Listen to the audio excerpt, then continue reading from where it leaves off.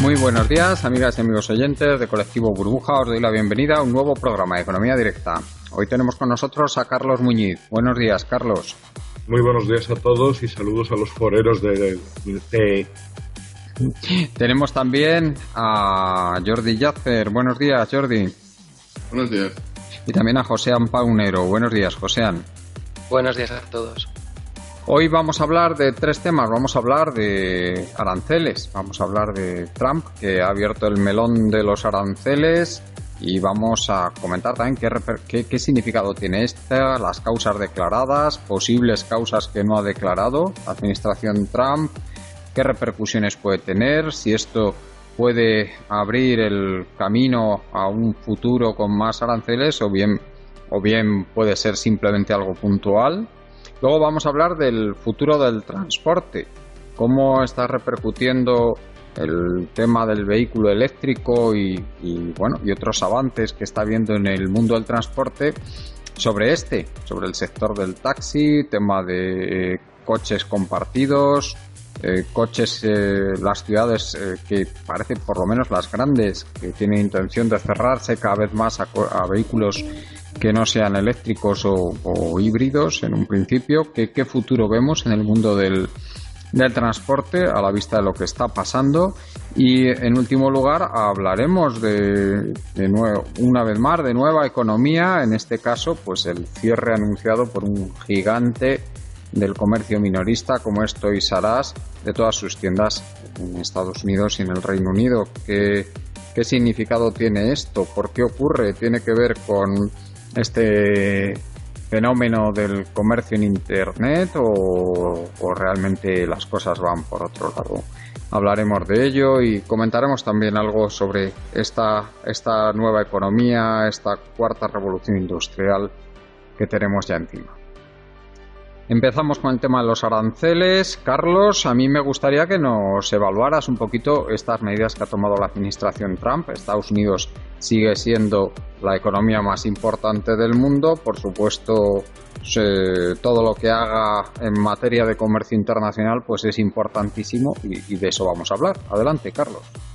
Sí, es la economía más importante del mundo y también es la moneda más importante del mundo, la que controla la mayoría de las transacciones comerciales, que por cierto, el día 26 China lanza el petroyuan, con lo cual vamos a ver los efectos que tiene, porque desde luego no es una medida baladín. Estados Unidos ahora mismo está con la cifra de deuda de 20.700.000.000.000 de dólares de deuda directa. Entonces, bueno, ha habido un problema, están intentando elevar el techo, ya se está viendo que todo es un teatrillo para vender que hay austeridad fiscal cuando no la hay. En realidad, cada vez que se alcanza el límite de deuda, pues el Congreso se reúne y más o menos hacen un apaño para subirlo más, ¿no? Entonces, ¿por qué se ha decidido esto? Pues se ha decidido esto porque la economía anterior, que es la economía de deuda de servicios, había dado de sí todo lo que daba de sí, ¿no? Entonces, la crisis de 2007 fue el beso de la muerte. Entonces, bueno, las estadísticas que hay en Estados Unidos ahora mismo son de ponerse a llorar. El 50% de la población toma algún tipo de droga legal o ilegal, ¿no? Dos estadísticas de la semana pasada. El 42% de los americanos que se van a jubilar lo hacen con $10.000 o menos disponible. Y la mitad de todas las empresas americanas, no solo Microsoft, Intel, Google, Yahoo, pierden dinero, ¿no? O sea, la cosa es como para echarse a temblar. Entonces, bueno, pues el señor Trump quiere subir los aranceles para que las fábricas vuelvan a Estados Unidos. Problema, que cada vez que ha habido unos aranceles ha habido después una guerra con tiros. O sea, primero hay guerra comercial y después hay guerra con tiros, ¿no? Lo que no augura nada bueno. Claro, en Alemania se están echando a temblar de ver que sus maravillosos coches de lujo se los van a tener que meter, no se sabe por dónde, cuando los yanquis les pongan aranceles, tal, o bien tienen que irse a fabricar a Estados Unidos cosa que, por ejemplo, la BMW ya está haciendo en Alabama. No se sabe muy bien porque transportar una fábrica de coches es una cosa compleja y cara, porque tiene los motores, tiene todos los componentes, tiene los almacenes, en fin, no es una cosa que se hace de un día para otro. Entonces, en esas estamos, ¿no? Como digo, la economía anterior ya había dado todo lo que daba de sí. Entonces, también Trump también quiere reconstruir las infraestructuras americanas, ¿no?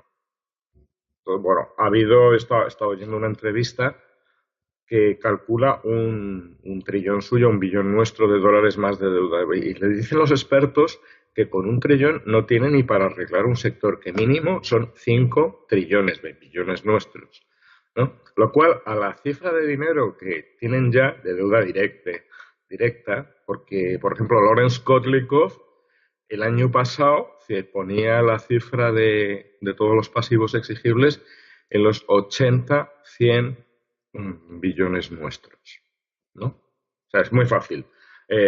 Billones nuestros son trillones suyos. O sea, así se traduce. Entonces, Kotlikoff, como digo, ponía la cifra en 80, 90 trillones de dólares. Entonces, no se sabe si todo esto se puede hacer o bien esto puede provocar un terremoto y un tsunami en el mercado mundial de deuda, cosa que podría ser bastante probable, ¿no? Luego está el hecho de que, lógicamente, todos los acreedores extranjeros americanos que tienen efectos en dólares los van a vender automáticamente, porque, claro, ya no les interesa. O sea, el juego hasta ahora, ellos vendían cosas a Estados Unidos y los americanos les pagaban vendiéndoles dólares y efectos en dólares, ¿no? Y esto ya no va a interesar. El bote que pueden dar los tipos de interés puede ser algo estratosférico. Y en esas estamos. O sea, yo personalmente no creo que se pueda hacer lo que quiere hacer Trump. Se podía haber hecho hasta 1990 o 1995, pero esto puede provocar la madre de todas las crisis en los mercados de deuda, que, bueno, son los que mueven el mundo a todos los efectos. O sea, yo no lo veo bien. Yo no, lo veo demasiado tarde, francamente. Y de hecho la bolsa no está reaccionando bien. La bolsa ahora mismo, la bolsa americana, está en un momento en que no sabemos si es una corrección normal que los agentes recomponen sus carteras o es el inicio de un mercado bajista, que podría ser, vamos, mis indicadores personales dicen que están en el semáforo mío personal está en ámbar, dice que la bonanza acabando, la crisis empezando. ¿Que dure unos meses más o un año? Pues no lo sé.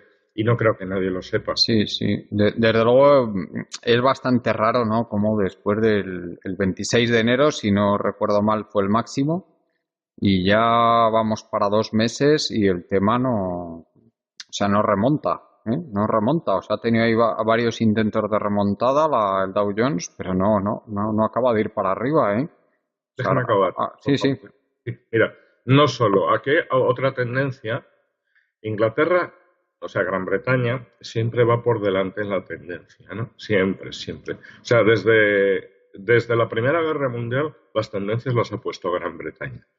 Y ahora mismo, Gran Bretaña está iniciando una crisis, pero bastante jodida. Se han cerrado Capita y Carillon, que son las dos principales inmobiliarias. Bueno, 200.000 puestos de trabajo directos, más no se sabe indirectos. Entonces, Inglaterra ahora mismo está jodida. Los precios de los inmuebles en Londres están otra vez a la baja fuerte. Entonces, bueno, si la tendencia va como toda la vida desde la Primera Guerra Mundial, primero será Inglaterra, luego Estados Unidos y luego el resto del mundo. Yo lo veo así, personalmente. Vale. Joséan, ¿qué opinión tienes tú de de esta medida que ha tomado la administración Trump? ¿Cómo la ves? ¿Qué consecuencias puede tener? Y las razones que ha aducido la administración Trump, ¿crees que son las reales o hay algo más que no han dicho? Bueno, a ver, como todo, la gestión de aranceles, lo que hay ganadores y hay perdedores. O sea, a las empresas siderúrgicas norteamericanas que se creen estos aranceles es algo muy positivo. Entonces, hay que pensar que desde el punto de vista de los lobbies que hay en Estados Unidos, al final hay unas peleas muy fuertes para intentar manipular este tipo de cosas, ¿no? Entonces, ¿qué es lo que parece que ha pasado? Que el lobby sobre todo siderúrgico, pues ha conseguido pues un éxito, ¿no? Lo que me sorprende mucho es la poca visión que tienen los gobernantes americanos de que eso va a tener efectos, ¿no? Y que, es más, está muy estudiado que realmente la crisis del 29 duró lo que duró porque se ahondó sobre todo en unas políticas muy restrictivas desde el punto de vista de balanzas de pagos, etcétera, ¿no? Entonces, está ahí la historia, ¿no? Y hacer algo, yo creo que estoy de acuerdo con lo que decía Carlos, de que esto haberlo hecho hace 25 o 30 años podía funcionar.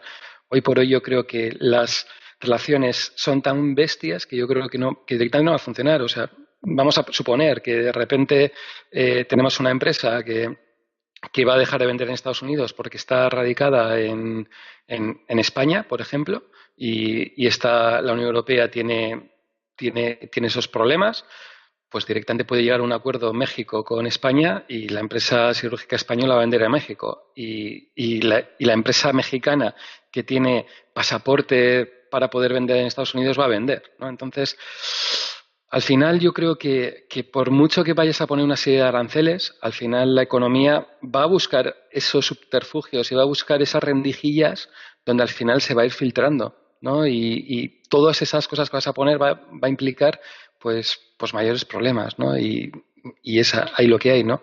Yo una de las cosas que creo que Trump ve el déficit comercial que tiene Estados Unidos y él piensa que tiene que ser cero, ¿no? Entonces él piensa que la forma de conseguir que ese déficit comercial sea cero es creando aranceles y lo que no se da cuenta es pues lo que ha comentado un poco Carlos, ¿no? Que hoy por hoy el juego era tú te admito que tengas este déficit comercial, admito que me des dólares a cambio de nada, ¿no? Y no ve ese juego, ¿no? Y en el momento en el que se encuentre que ese juego cambia y que la gente no quiere esos dólares, sino que lo que quiere son realmente esos servicios, o quiere el oro, o quiere lo que coincida, el problema que creo que va a tener Estados Unidos va a ser pues bastante considerable, ¿no? Entonces, a ver, va a seguir siendo la primera potencia, eso yo no me cabe ninguna duda. Lo que pasa que aquí puede estar jugándose esa preponderancia global como tiene ahora a otras cosas, ¿no? Yo creo que también incluso hay que ver los movimientos que se ha hablado, ¿no? De China con el petróleo yuan,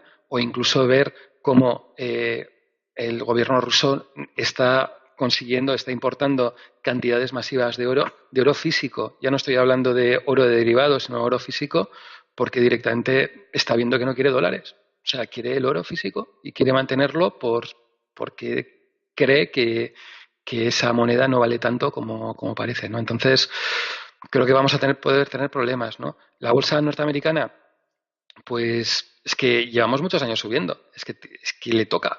O sea, y bueno, y hay gente que me dice, bueno, puede seguir subiendo, de acuerdo, puede seguir subiendo, pero cuanto más suba, más cerca está de que, digamos, de que le toque, ¿no? También, con todo, hay que pensar que si vemos en perspectiva, en septiembre del 2017 está todavía un 10-15% por encima. Entonces, todavía yo creo que esas señales de alarma tampoco yo las tendría tan claras. Hace 3 años estaba en 18.000 y ahora está casi en 25.000. Sí, bueno, yo estaba hablando del No, pero del me SP. refiero que la subida ha sido brutal, ¿eh? Desde que Sí. se inició ya en los inicios de 2016 y es que ha continuado pues hasta 2 años enteros. Duró un mercado alcista tremendo. Por el movimiento que se está viendo, parece que estamos en un momento de distribución, más o menos en el mercado. Que luego de este momento de distribución sea para tener otra subida, puede ser, o puede ser un momento de distribución para bajar.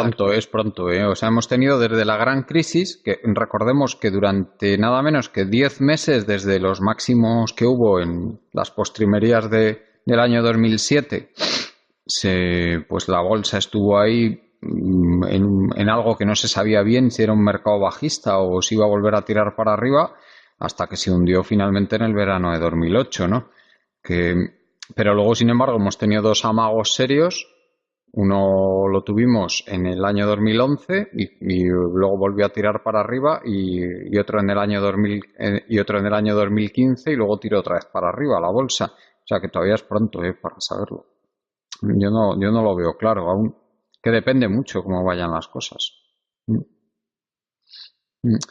En fin, bueno, el tema de a mí, o sea, Trump aduce a seguridad nacional, Jordi, como porque sobre todo hablando del aluminio, dice que es una industria crítica, que es necesario que exista una producción de aluminio en Estados Unidos, lo cual cuando se habla de seguridad nacional nos hace pensar que Trump está pensando en que puede haber acontecimientos que corten la importación de aluminio a Estados Unidos en el futuro y a mí no se me ocurre muy bien qué clase de acontecimientos pueden ser eso, pero desde luego deberían ser acontecimientos internacionales gravísimos para que pudiera ocurrir algo así. Y luego la otra razón que da pues es proteger el empleo industrial bien pagado de Estados Unidos, que yo creo que de eso se puede hablar también ampliamente si eso de verdad beneficia al trabajador de Estados Unidos o no le beneficia el que haya aranceles. Adelante, Jordi. Bueno, lo que habría que detallar es qué productos están cubiertos por los aranceles que Trump o bien ha aprobado o está a punto de aprobar. Y son muy pocos. Son el aluminio, el acero, las lavadoras y las células solares. Que son mercados bastante diferentes y bastante curiosos. O sea, uno es el clásico mercado industrial, fundiciones, etcétera, relacionado con el metal. El segundo son las lavadoras, a través de, bueno, básicamente por una queja de la empresa Whirlpool, que se quejaba de que probablemente podría acabar cerrando si no se cortaba la competencia de empresas, especialmente LG, Samsung y de algunas importadoras de México. Pero es un mercado muy pequeño. El mercado de las lavadoras, las importaciones, es un mercado que, viendo la economía de Estados Unidos, es un mercado muy pequeño. Y el cuarto es de las células solares, básicamente porque es una relacionada con la energía, cuyo líder de producción en estos momentos está relacionado todo con la producción de un montón de materiales y específicos. Acordémonos de toda la producción de los cristales necesarios para la construcción de las células solares, etcétera, etcétera, etcétera. Con lo cual, viendo esto, hay algunos analistas americanos que lo que estiman es que Trump está utilizando productos muy específicos que están cubriendo necesidades del mercado muy pequeñas relacionadas con el tamaño de la economía de Estados Unidos para establecer relaciones comerciales distintas con la mayoría de los países que comercian con Estados Unidos, con los grandes países. Es decir, ellos lo que están haciendo es utilizar esta amenaza para tener mejores resultados en las negociaciones que acaben beneficiando los intereses de Estados Unidos. Pero bueno, esto es lo que están viendo venir también los chinos, están viendo venir la Unión Europea, etcétera, etcétera. Y lo que creen, en mi opinión, es que Trump no se va a atrever. Y no se va a atrever por varias razones. La primera es que dentro de su propio partido son sus votantes, los votantes republicanos y los miembros del partido, aunque la estructura americana de partidos es diferente que la europea, los que más están en contra de estas medidas. Es prácticamente generalizado. El apoyo en las últimas encuestas a las medidas proteccionistas de Trump con aranceles es solo del 29% de la sociedad americana. Y ese 29% está más dentro de los demócratas que dentro de los republicanos. Luego tiene una gran oposición del establishment. Pues claro, estas medidas te pueden acabar siendo devueltas, ¿no? Ya no entremos si esto acabaría funcionando o no. Ese sería otro debate. Pero es cierto que China podría acabar devolviendo, no solo devolviéndolas, sino aumentándolas. Porque evidentemente los chinos tienen una gran cantidad de medidas proteccionistas que no se basan solo en los aranceles, se basan también en las necesidades de socios chinos, etcétera, etcétera. A mi modo de ver, toda esta política de Trump relacionada con el proteccionismo, en estos momentos, posteriormente cambia, es una medida para negociar, para tener fuerza en la negociación, es una amenaza. Y vamos a ver si acaba cumpliéndola, porque las promesas electorales, esto iba a ser muchísimo mayor. Iba a ser muchísimo mayor y prácticamente ha llegado a negocios muy específicos y muy pequeños. Ahora está Trump amenazando con que estas tarifas, bueno, estas aranceles se van a extender al negocio de los automóviles, especialmente de la Unión Europea. Esto yo quiero verlo si se va a atrever a hacerlo. Lo dudo bastante. Pero bueno, habrá que verlo. Lo que hemos podido comprobar hasta justo estos momentos es que Trump prácticamente no ha cumplido nada de lo que había advertido. Aquel plan de infraestructuras que Bannon prometía, etcétera, etcétera, y que iba a hacer que la clase trabajadora, la clase media americana, tuviera otra vez dinero para poder vivir como en los años 40 y 50. Bueno, en términos relativos, por supuesto, eso no ha ocurrido. Eso no ha ocurrido. Y la mayoría de medidas, ya no entremos en los planes de inversiones, etcétera, tampoco lo ha hecho. Y la mayoría de miembros de su gobierno han sido o bien destituidos o bien han dimitido. Trump en estos momentos está en una situación que no ha hecho prácticamente nada de lo que había prometido que iba a hacer. Yo quiero ver si todo esto con lo que está amenazando acaba siendo realidad. Bueno, no sé si queréis comentar algo más sobre el tema de aranceles. A ver, has dicho que no sabes qué circunstancias podrían obligar, pero serían circunstancias gravísimas. Creo que debemos decir la palabra guerra. Sí, ¿no? Eso por un lado. Bueno, luego Trump es un señor que basta ver su biografía para saber que no era bueno en los negocios. Él heredó la inmobiliaria de su padre y tuvo que declarar bancarrota 2 veces, una a finales de los años 80, ¿no? Entonces es un señor, es un poco, lo hemos comentado aquí, el Jesús Gil americano, pero con esteroides, como todo en América. Es un señor que él mismo, cuando ha llegado y tal, las fotografías cuando lo puso al corriente Obama, revelaban muchas posturas de que no sabía lo que le estaban comentando, y lo sorprendía. Entonces, es un señor que se da cuenta que no puede hacer lo que él quiere y la prueba es que su gabinete está perdiendo un funcionario senior de media cada 40 días, lo cual no es buena señal. Es una señal de desconcierto y desorganización tremendos. O sea, ahora va a caer a Jeff Sessions y McCabe.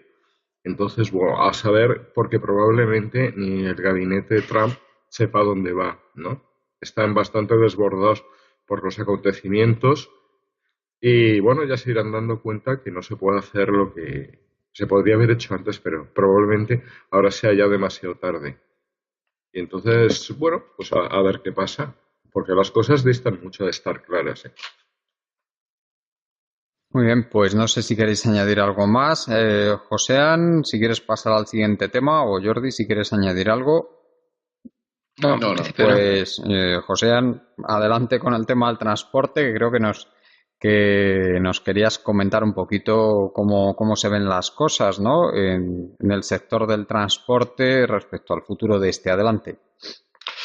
Sí, a ver, yo creo una de las cosas que tengo la sensación, que en pocos foros, en pocos sitios se está hablando mucho del tema del transporte. O sea, y todo el proceso que se está dando de los nuevos coches o las posibilidades que existen con el 5G, por ejemplo, que está a punto de implementarse y realmente va a ser, yo creo, que el push para el coche autónomo, ¿no?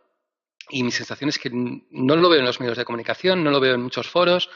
Yo creo que de los pocos foros en los que hablamos de esta revolución que puede ser, que yo creo que realmente va a ser una verdadera revolución porque va a afectar a un porcentaje muy importante de las personas, pues está a punto de darse, ¿no? Y parece que nadie habla de esto, ¿no? Y sobre todo cómo va a afectar a muchos de los sectores y cómo está, digamos, afectando, ¿no? En general, ¿no?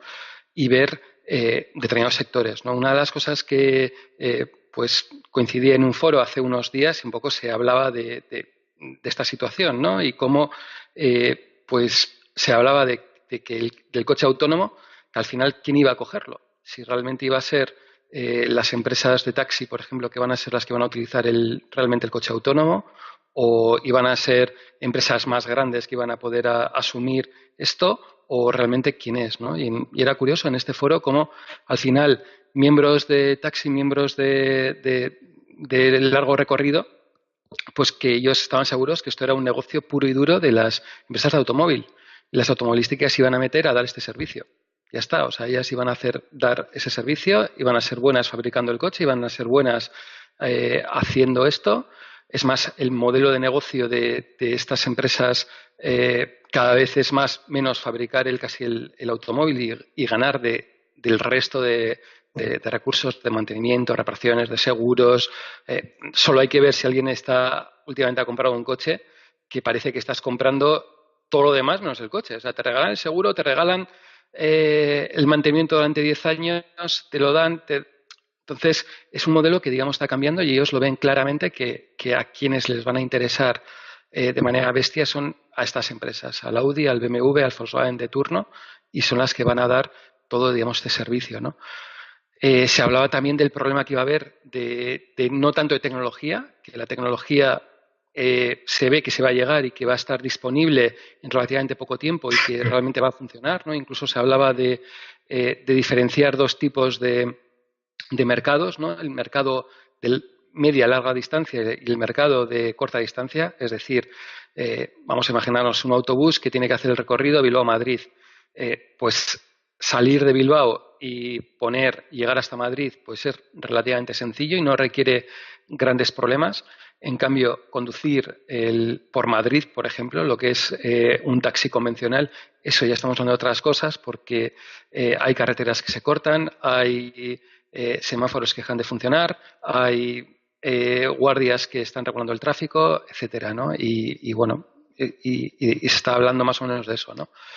Y luego el problema realmente de los sindicatos, que sobre todo se estaba hablando de que el problema de España a la hora de poder usar todo esto va a venir desde el punto de vista de los sindicatos, de a ver cómo le explicas a un sindicato que ese autobús de largo recorrido, si hoy por hoy están trabajando 200 o 300 o 400 autobuseros, pues que igual no va a hacer falta ninguno realmente o va a hacer falta muy pocos, ¿no? Y ese va a ser el verdadero problema que van a tener pues muchas digamos, de las empresas, ¿no? La tecnología está ya, es más, en este foro había gente del sector que no es que esté viendo, como podemos ver en los medios de comunicación, lo que esté dando, sino que están viendo los prototipos reales funcionando y te explicaban que funciona, que realmente no es algo que esté lejos ni muchísimo menos, que la aplicación es directa y que el verdadero problema de la aplicación estriba en un problema sindical y en un problema de que esos sindicatos presionen al gobierno para que se lleve a cabo, ¿no? Y que ese es el verdadero problema que ven en España. En otros países en los que los sindicatos no son tan fuertes o que incluso no hay o que no hay esas posibilidades es donde creen que se va a poder dar antes, ¿no? Era curioso cómo en este foro se hablaba de que era más fácil que se podría dar en Latinoamérica, por ejemplo, con una implantación fuerte del 5G, que habría autobuses autónomos, que darse en España. Que primero se va a dar posiblemente en Latinoamérica que en España, sobre todo porque esa fuerza de los sindicatos que existen, ¿no? También se habla en este foro del problema del taxi y de Uber, Cabify, etcétera. Y bueno, sobre todo hay soluciones para evitar lo que está pasando, y me pareció curioso las medidas que están haciéndose en Brasil de que el propio Estado está cobrando una tasa a todos los taxistas, bien sean Cabify, bien sea quien sea, que hay que pagar una tasa, y lo único que han hecho es que han valorado al taxista y le han dicho que tiene, imaginaros, 150.000, 200.000 o 300.000 kilómetros gratuitos que no pagan dentro de esa tasa para que puedan, digamos, ir amortizando pues ese dinero que han puesto o que han pagado, ¿no? Pero que la tendencia es clara y bueno, y que depende mucho de la administración poder solucionar el problema del sector del taxi, etcétera, ¿no? Entonces, pues bueno, yo quería traer para recordar un poco que a pesar de que en los medios de comunicación nos está hablando, en el mundo empresarial se está hablando de manera muy potente de esta revolución que se va a dar y que se está dando y que es cuestión de tiempo que la aprovechemos y era un poco decepcionante, un poco triste, un poco ver cómo pues que la apuesta de muchos de los empresarios de este sector iba a ser a Latinoamérica porque veían que era más fácil poder implementar todas estas tecnologías que implementarlas en España. Que sí, que lo ven, que dentro de X años se implementarán en España porque no quede más remedio, pero que va a ser realmente la gran apuesta es Latinoamérica. Jordi, ¿qué nos puedes decir de cómo ves esto que nos cuenta Joséan del futuro del transporte? Adelante. Bueno, la línea está clara. La línea es que va a haber una grandísima destrucción en el sector profesional del transporte, pero va a ser, yo creo, a mi modo de ver, devastadora y que se está extendiendo incluso a las bicicletas. Es bastante curioso porque hay algunas startups que ya han recogido más de 600 millones de dólares en cuanto al alquiler de bicicletas internacionalmente. Es decir, tengas lo que son las bicicletas tradicionales que hay en muchas ciudades, como Madrid, Madrid, Valencia, etcétera, que tú puedes ir con tu tarjeta y alquilar una. Básicamente lo que quieren hacer estas aplicaciones internacionales es que con una aplicación en tu móvil puedas coger una bicicleta en la mayoría de ciudades a las que viajes, ya sea Madrid, que sea Nueva York, que sea Shanghái o Tokio. Y lo que están preparando son bicicletas que sean eléctricas y que te puedan permitir moverte a través de la mayoría de ciudades que tú visites como turista. Y son algunas empresas que ya están recibiendo, repito, más de 600 millones de dólares en inversión.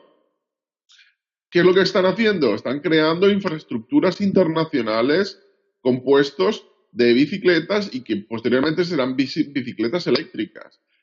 Todo va encaminado por lo mismo con el transporte público, con el transporte ya no solo individual, sino masivo, con el transporte de mercancías a través de los coches y los camiones que no están tripulados, que son self-driving, como dicen los americanos.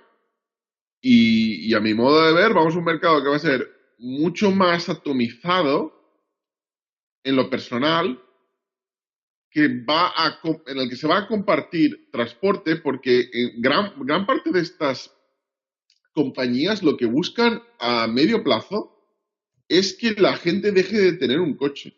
Sí. Que el coche se acabe compartiendo, es decir, que yo pueda utilizar el coche a lo mejor media hora al día o una hora al día o justamente cuando lo necesite. Y hay un mercado para ello, evidentemente no para todo el mundo, no para el que vive en una ciudad diferente a la que trabaja, por ejemplo, en una gran capital y reside a las afueras, en una población de las afueras de esa ciudad. Pues no, probablemente quizás necesite ese coche. Pero hay gente que vive en el centro y trabaja en el centro. Y a lo mejor solo necesita el coche para 2 horas un sábado y 2 horas un domingo. Y ese tipo de gente quizás no necesita comprar un coche, simplemente necesita ir a un lugar concreto donde sabe que va a haber una flota de coches, cogerlo, dejarlo en el cine y después devolverlo cerca de su casa. O lo necesita cuando viaja por cuestiones de trabajo y resulta más barato que coger un taxi. Todo ese tipo de mercado yo creo que se lo van a apoderar, es evidente. ¿Y cómo van los resultados de estas compañías que se están ya empezando con estas aplicaciones a las que hacíamos referencia de pequeños coches eléctricos en grandes ciudades? Jordi, ¿tú tienes noticias? La inversión es espectacular. Evidentemente no estamos hablando de compañías que estén dando beneficios. Evidentemente no lo están haciendo. Están perdiendo mucho dinero. En las rondas de financiación, que es lo que importa, están atrayendo centenares de millones y miles de millones. Eso dice algo. Porque, vamos a ver, lo que quiere Uber, lo que quiere Cabify a largo plazo no es que tú compartas el coche. Eso no es, o lo que quiere Tesla, en el fondo, a mi modo de ver, la estrategia última no es que haya un coche eléctrico. Eso no es la mecánica que les está empujando. La mecánica que les está empujando es que vayamos a un mercado en el que estemos en una economía no de posesión, no de propiedad, sino una economía de servicios.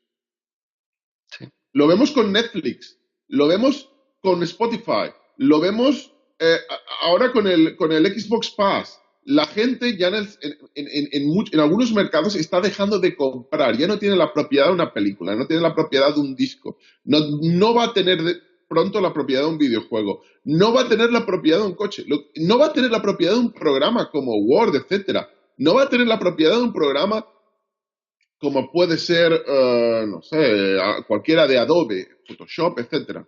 Lo que quieren es que tú estés adicto a un sistema en el que tú pagas 50, 100, 200, 300 euros al mes. Quieren un flujo constante de dinero que va hacia esa compañía y claro, para ello tienen que ofrecerte un mejor servicio. ¿Por qué la gente no se compra una película a día de hoy? ¿O por qué muchos no se compran un programa Word y pagan 150 euros por Word? Porque creen que el servicio que les da Netflix o el servicio que les va a dar Microsoft con la utilización de sus programas es mejor, es más cercano y se renueva constantemente. Esa es la economía a largo plazo, que en algunos sectores ya es el presente. Pero en los coches lo que buscan es que esa propiedad, repito, no en todos los propietarios, pero hay gente que lo va a necesitar, pero con una parte de ese mercado desaparezca y se vuelve una economía de servicios. Sí, había una cosa muy interesante del foro que hablaban de, y va por un poco lo que dice Jordi, ¿no? La lógica económica y luego la lógica del aparentar, ¿no? Y, por ejemplo, daban unos datos que eran muy curiosos, y era que el 40% de los propietarios de un coche, si realmente se plantearan si les merecía la pena tener el coche y pagar todos los gastos inherentes al mantenimiento del coche, y decidieran que utilizar servicios de alquiler de coches, Cabify, lo que fuera, el 40% directamente no les salía ya rentable. O sea, es perder, digamos, el tiempo y demás, ¿no? Y que un poco el objetivo de todas estas empresas y sobre todo de las empresas grandes era llegar a que ese servicio fuera el 60, 70, 80%. El mayor problema que se encuentran es que el aparentar en determinados segmentos, como pueden ser los coches, todavía es muy potente. En cambio, en otros segmentos, como por ejemplo, podemos lo que ha dicho Jordi, ¿no? de tener la película, ¿no? Poca gente hoy por hoy puede estar diciendo o aparenta decir, es que tengo 500 DVDs, que los hay, ¿vale? Que dicen, tengo 500 DVDs y mira qué contento que tengo los 500 DVDs, ¿no? Ahí el modelo ya se ha pasado a decir, me da igual tenerlo, lo consumo y ya está, ¿no? En el mundo de los coches todavía estamos en un mundo en el que esa persona que si le dieran los números y viera los números, que realmente no le merece la pena, ¿por qué sigue manteniéndose ese coche? ¿No? Y hay algo más por detrás. Pero José, justamente eso. Vamos a ver. Para que los oyentes entiendan cómo puede beneficiar a un consumidor el pagar más por un servicio no sería alquiler, como de suscripción, digamos un servicio de suscripción a un coche, ¿cómo le puede beneficiar psicológicamente o la percepción de que es mejor que comprarse un coche? Vamos a ver, imaginemos que yo contrato 3 horas al día cualquier coche que yo pueda recoger en la infraestructura que tienen estas compañías, que tenerla una infraestructura sí debe ser caro. Y yo voy a pagar por esa infraestructura 150 euros al mes de suscripción. Y me va a permitir que yo coja el coche de la gama tal y tal y tal, o incluso de cualquier gama. Voy a tener cierto gama de servicio, igual que Netflix tiene diferentes gamas de suscripción, que me permita que yo pueda coger el coche que me dé la gana. Y yo puedo ir entre semana con un coche pequeño para aparcar en la ciudad, y en los fines de semana me puedo ir con un 4x4 de $100,000. Y puedo estar cambiando constantemente de coche. Claro, entonces, eso, la percepción subjetiva, hay gente que le gusta cambiar el coche constantemente. La percepción subjetiva es que me está dando un beneficio en el servicio. Y a lo mejor al final te acabas gastando más dinero o te acabas gastando menos. Vas a tener diferentes opciones de suscripción. Pero si uno analiza, por ejemplo, repetimos lo de Netflix. La gente no se compraba 120 euros de películas al año antes de Netflix. No lo hacía. Sin embargo, ahora, sin darse cuenta, se ha suscrito a un servicio y se está gastando 120 euros al año, que es mucho dinero. Está pasando lo mismo con la música. Hay gente que no se compraba un disco cada mes, pero si está suscrito a Spotify, prácticamente el precio es el mismo. Entonces, si a mí me dan la opción, vale, ¿qué hago? ¿Me compro un coche de 25.000 euros o me suscribo a un servicio que voy a pagar 150 euros al mes por ello, o 200 euros? ¿Qué es lo más atractivo? Carlos. Allá. Perdona. Sí, José, solo te querías comentar. detalle. Sí. Solo un detalle. Por ejemplo, la empresa Ford está intentando hacer eso, ¿no? O sea, de poner esa más o menos suscripción. O sea, si alguien, por ejemplo, ahora va a comprarse un Ford, te dan 3 opciones, ¿no? La al contado y la financiación, y te dan una financiación como especial, ¿no? La financiación es financiación convencional como lo tenemos, y la financiación especial es que vas a pagar una cantidad al mes, ¿vale? Y ya está. Y pagas una entrada, una cantidad de X dinero, que es menor que cualquiera de las otras, y al cabo de esos 3, 4 años tú puedes decidir si lo compras o coges otro, te cambias, tal, ¿no? El modelo que se explicaba, ¿no? y que en este foro se hablaba era que ese modelo que está intentando hacer Ford es el modelo de Spotify, ¿no? Y de hacer buscar eso, que vale, pagas una suscripción porque no puede ser cero por lo que es en sí el coche y es tuyo el coche, y a ver cómo funcionaba, ¿no? La sorpresa que estaban encontrando era que apenas el 5% de los compradores en España estaban utilizando ese servicio que era lo más parecido a esa suscripción que estamos hablando, ¿no? Entonces, sobre todo se hablaba de que faltaba más educación, más cosas, y que era uno de los miedos que, por ejemplo, tenían más en el sector del automóvil, de cómo se podría dar ese proceso, ¿no? También hablaba un poquito de lo que hablabas del tema de la bicicleta eléctrica, como es algo que ya se está implementando de manera casi masiva y que no hay esos problemas, ¿no? Y que, bueno, y que hablan sobre todo del coche, o sea, que la gente realmente en el coche no es consciente de lo que vale el coche y lo que hay detrás del coche. O sea, que cuando una persona se da cuenta que compra un coche y se deja 20.000 euros en el fondo y piensa que ese coche puede durar la amortización 8 o 10 años, vamos a poner 10 para que sean números fácil, estamos hablando que solo amortizar el coche son unos 150 euros, 170 euros al mes, ¿no? Y que si tú a ese cliente le ofreces una suscripción de 100 euros y le incluyes más cosas, se encontraban que el cliente prefería coger el coche, pagarlo a tocateja, porque no era consciente de lo que es la amortización, etcétera, y esa variable económica, ¿no? Y era algo que trastocaba mucho y que había mucho debate de decir, es que cómo poder hacer esa educación a esa gente que se compra un coche porque tiene el dinero y no piensa en un punto económico, un punto racional. No se están dando cuenta, los que analizan en ese foro opinan, no se dan cuenta de que no es una cuestión solo de dinero, es una cuestión de percepción del servicio. Es decir, la suscripción a los videoclubs antes de Netflix ya existía. El renting ya existe, que es algo que uno puede pensar que es parecido. Entonces, uno podría imaginar, vale, esto de Netflix es viejo ya. Yo me podía suscribir a un videoclub pagando una cantidad, alquilar lo que quería. Pero es que no estamos hablando, no es exactamente eso aunque sea parecido. Es que el usuario de Netflix lo que percibe es que tiene un servicio más fácil, más rápido, con más variedad y que obtiene algo por su dinero que es diferente. Ya no es solo una barra libre, es que tiene un servicio. Entonces, para que estas empresas puedan cambiar la economía de propiedad por la economía de suscripción, tienen que ofrecer un servicio que sea mejor. Y eso es lo que está detrás de Tesla. Tesla utiliza los sistemas de autopilotado como una mejora del servicio, para que cualquiera pueda suscribirse al final a lo que, a mi modo de ver, repito, es el objetivo principal y el objetivo final, que tengan miles de millones de gente suscrita a lo largo del mundo. Y para ello, repito, lo que tienen que mejorar es el servicio, que yo pueda cambiar de coche cada semana, que lo pueda dejar al lado de mi casa en lugar de a 200 metros, etcétera, etcétera, etcétera. Sí, vamos a dar paso ya a Carlos. Carlos, adelante. Sí, vamos a ver. La verdad es que el capitalismo es un sistema muy ducho en vender motos y vender cosas que ya existían, ¿no? Entonces, yo tenía un conocido hace unos 30 años que decía que él era el hombre más rico de la ciudad porque podía cogerse cualquier coche e irse al otro extremo de la ciudad. Se refería a los taxis.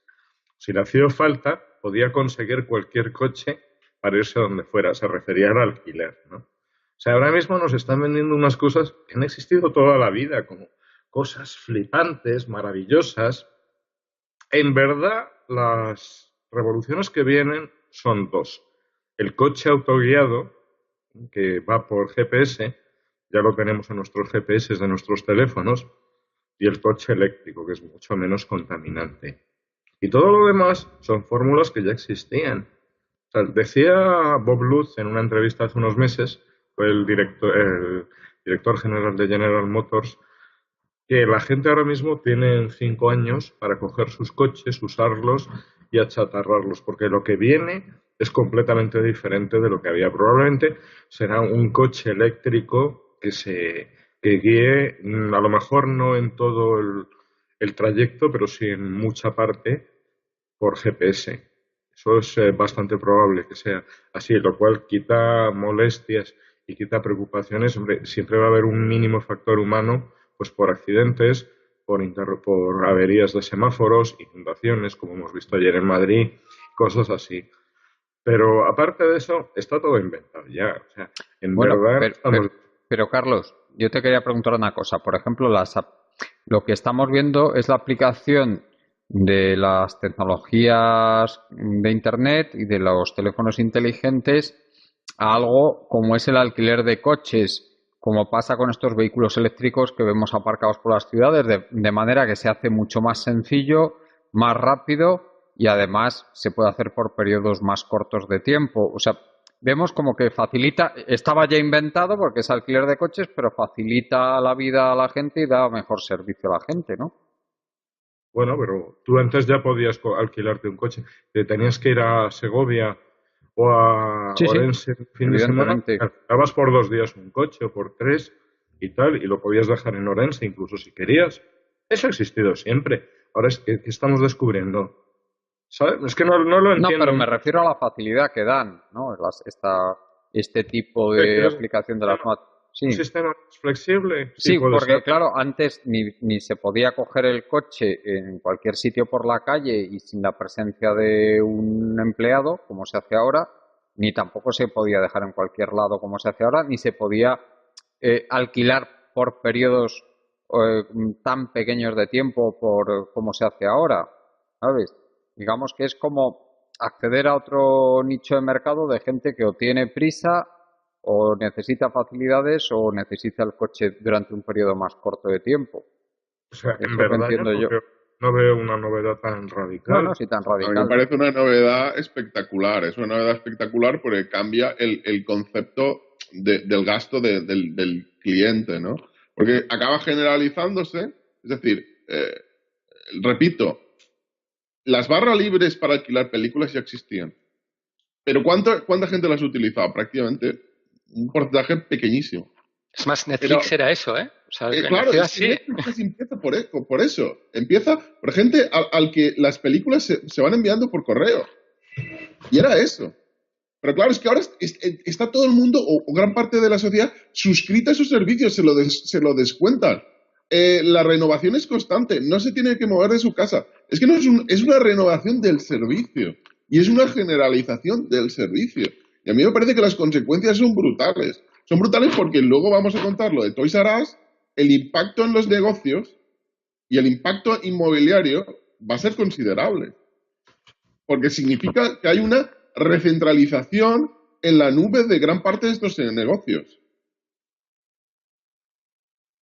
Bueno, no sé si queréis comentar algo más sobre esto.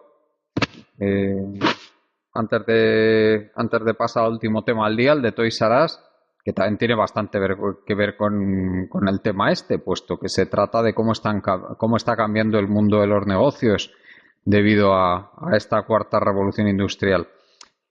Jordi, ¿qué nos puedes decir sobre esto?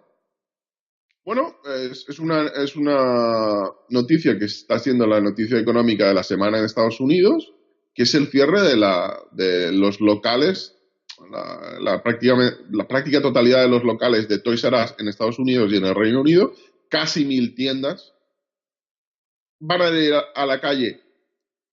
Alrededor, se estima, entre 30 y 35.000 trabajadores. Una auténtica barbaridad.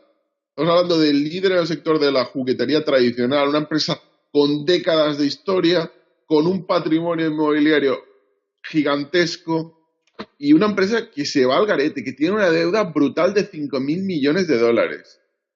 ¿Y qué está ocurriendo? Está ocurriendo lo siguiente. Se va convirtiendo en un showroom, donde los padres iban a ver los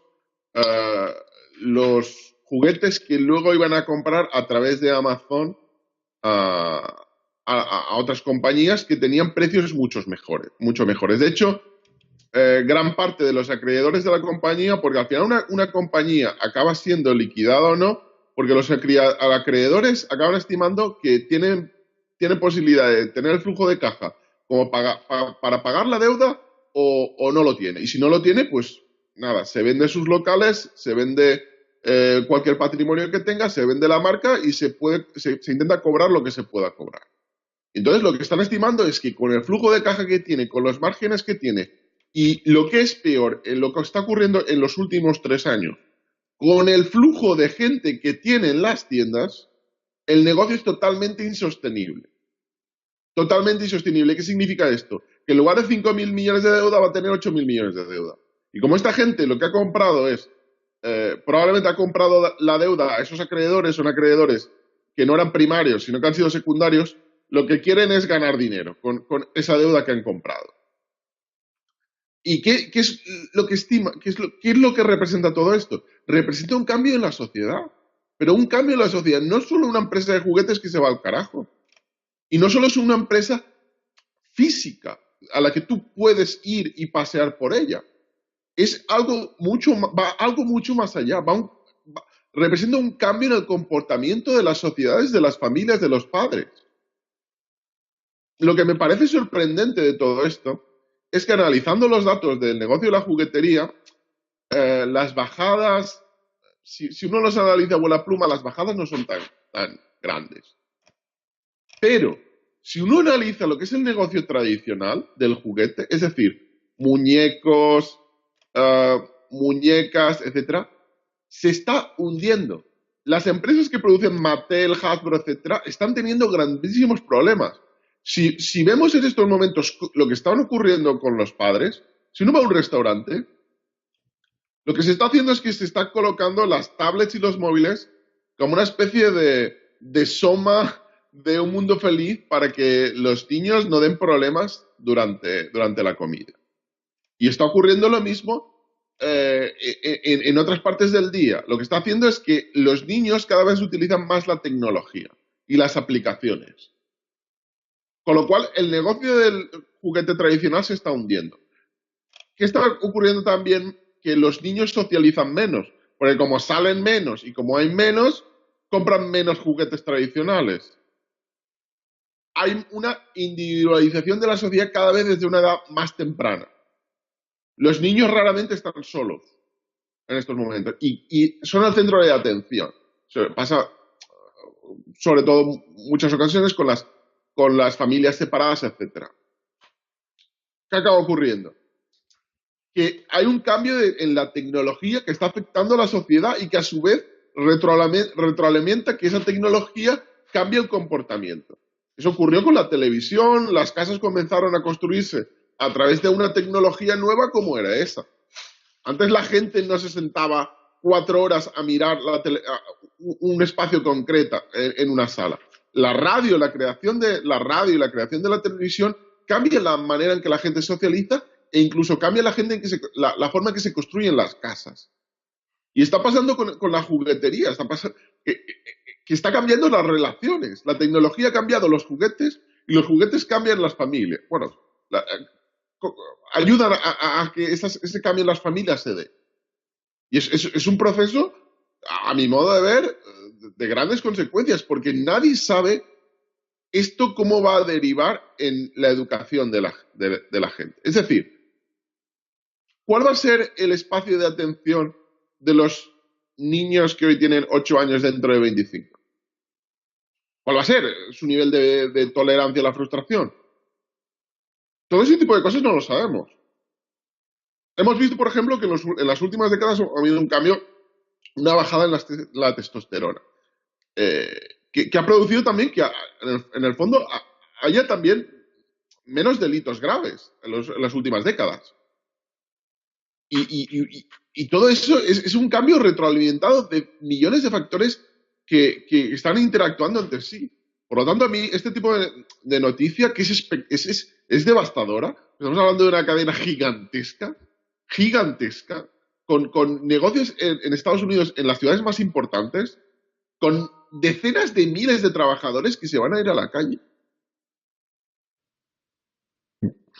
Sí, no, y desde luego yo creo que todo esto es indicio pues de cómo están cambiando las cosas, lo cual tampoco, Carlos, como decías tú antes, es pues es otra cosa que lo que viene pasando desde los inicios del capitalismo, ¿no? Como sectores enteros de la economía productiva van desapareciendo y siendo sustituidos por otros.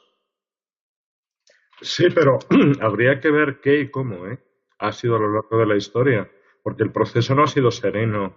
No. Muy raramente ha sido sereno. No, eso desde luego no. Revueltas, revoluciones y guerras.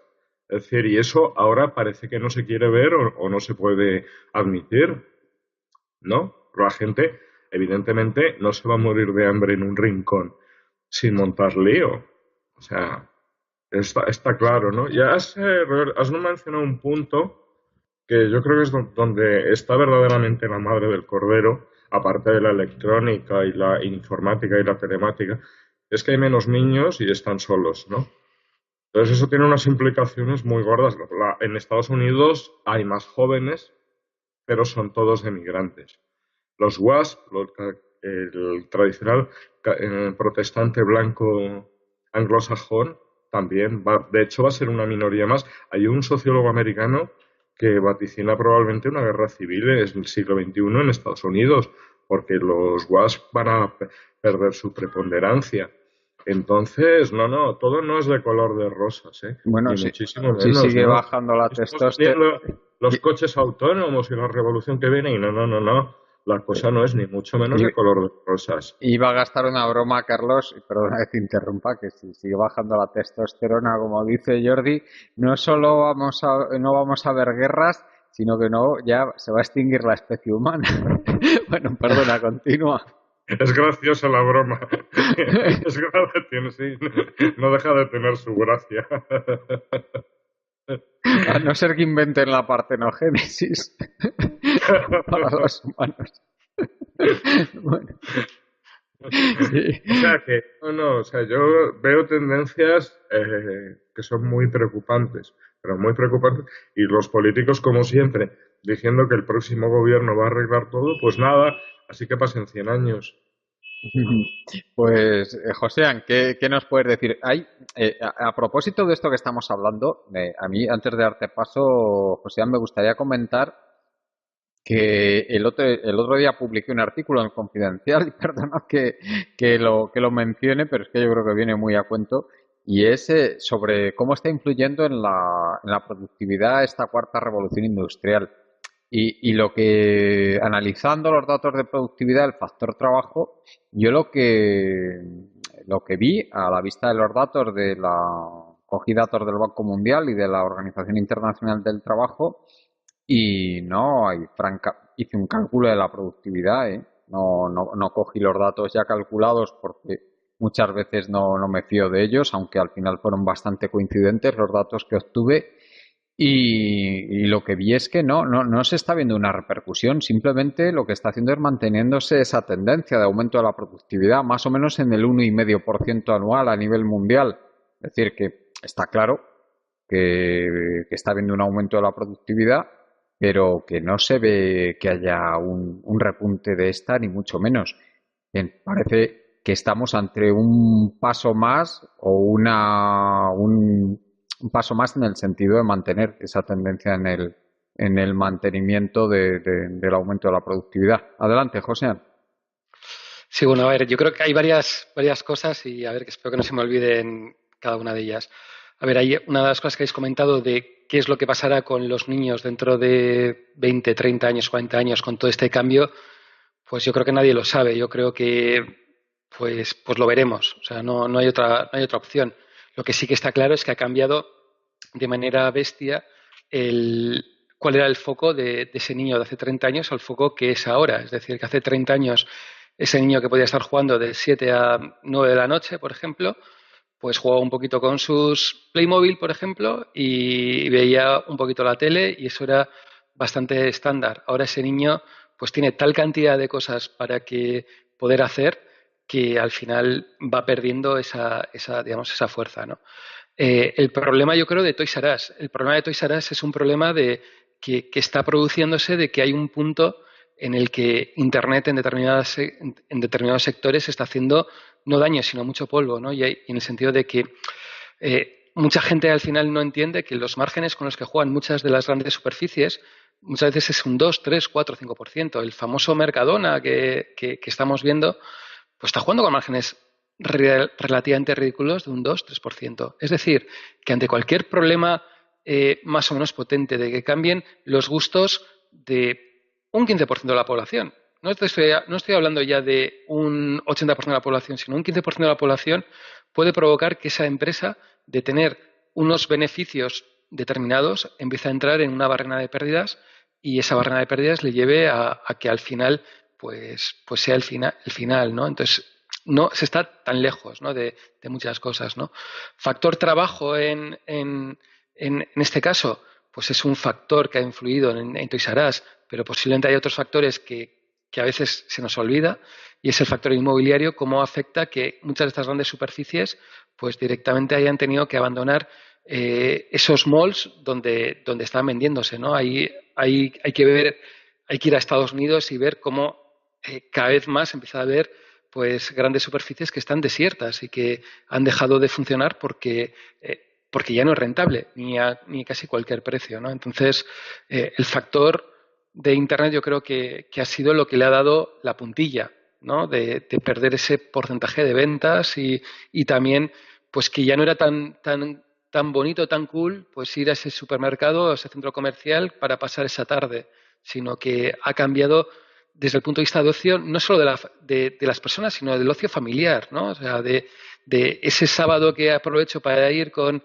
mi hija para disfrutar de una tarde de compras, de ir a comer, tal, cambia. O sea, ya puedes hablar con tu hija y decir, bueno, ¿y qué hacemos? ¿Te apetece salir a ir al cine? Pues si tengo en Netflix todo lo que quiera.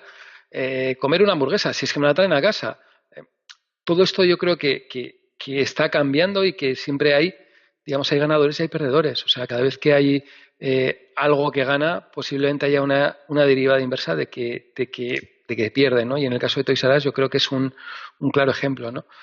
Y luego un poquito lo que comentaba Juan Carlos, ¿no? Del tema de la productividad. Hay que pensar de una productividad anual, digamos mundial, pero que todo va, digamos, por barrios. O sea, y que esa productividad, claro, decir que eso no afecta en Europa, es que habría que ir muy por barrios, habría que ir muy por sectores, habría que ir muy por segmentos, ¿no? Es que está afectando a segmentos muy concretos de forma. Bueno, la productividad está aumentando en muchísimos sectores, ¿eh?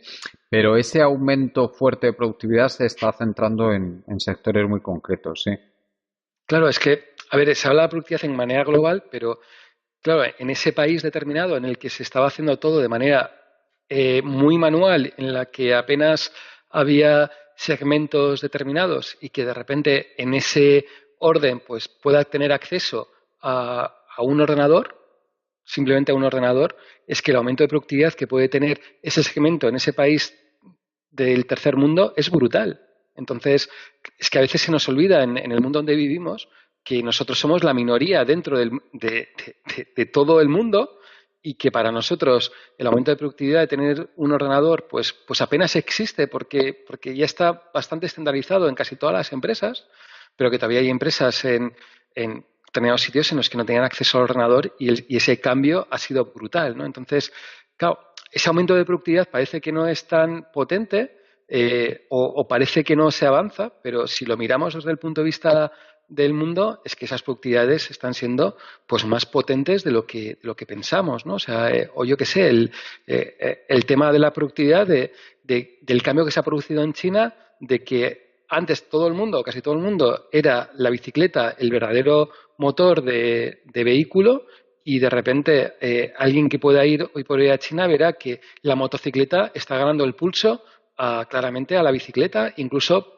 entre la bicicleta, entre la moto y el coche, ¿no? Entonces, ese aumento de productividad se traslada a otros segmentos. Y yo creo que a veces tenemos el problema de que nos miramos solo a España, o solo miramos a la Unión Europea, o solo miramos a Estados Unidos, cuando realmente los aumentos de productividad bestias se están produciendo en otros sitios. O sea, China sigue aumentando, tiene crecimientos de 6-7%, y muchos de esos crecimientos están produciendo por aumentos de productividad. Y a veces nos olvidamos de que no somos el culo del mundo y que ese aumento de productividad que se produce en China pues lleva una derivada de que en Europa seamos menos productivos y que seamos menos rentables. Entonces, yo creo que a veces nos falta mirar el global y que España pues somos una mierdita dentro de todo el mundo que se está produciendo y cada vez es más. Pues no sé si queréis añadir algo más antes de ir terminando, Jordi. Solo una cosa, y es que lo que vamos y lo que estamos viendo es una economía que lo que busca es cada vez servicios más rápidos y más fáciles para que nuestras acciones activas cada vez sean menores. Sí. Pues muchas gracias, Jordi, como siempre. Gracias. Carlos, ¿querías añadir algo más antes de acabar? Gracias por invitarme. Gracias a ti, Carlos, como siempre. Ocean, lo mismo te digo, si quieres añadir algo o darnos alguna referencia. Nada más. Gracias a todos los oyentes y bueno, en Facebook o en cualquier sitio es fácil encontrarnos a cualquiera de nosotros.